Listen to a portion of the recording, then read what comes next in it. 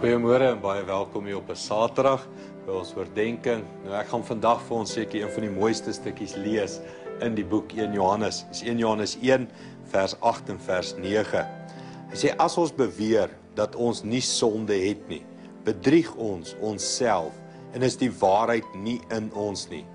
Maar as ons sondes bely, hy is getrou en regverdig.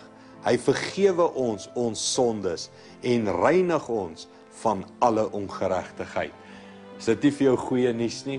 Ek onthou die eerste keer toe ek hierdie versie gesnap het. Daai gevoel van ek kan my sondes bely. God is getrou en regverdig. Hy sal my al my sondes vergewe. Elkeen van ons het dit nodig om te hoor. Iets van, dis oukei.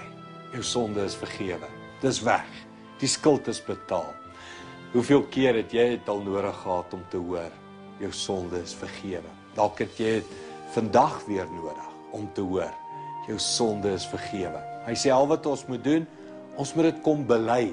Dit gebeur nie net van self nie. Jy moet kom en jou sonde bely, vir God gee en dan is hy getrou en regverdig.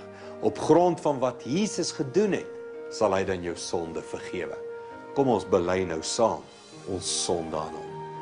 Hemelse Vader, dankie dat as ons nou ons sonde bely, is U getrou en regverdig. U sal dit vir ons vergewe. Dankie Here dat ons sonde vergewe is in Jesus naam. Amen. Goed gaan tot môre toe.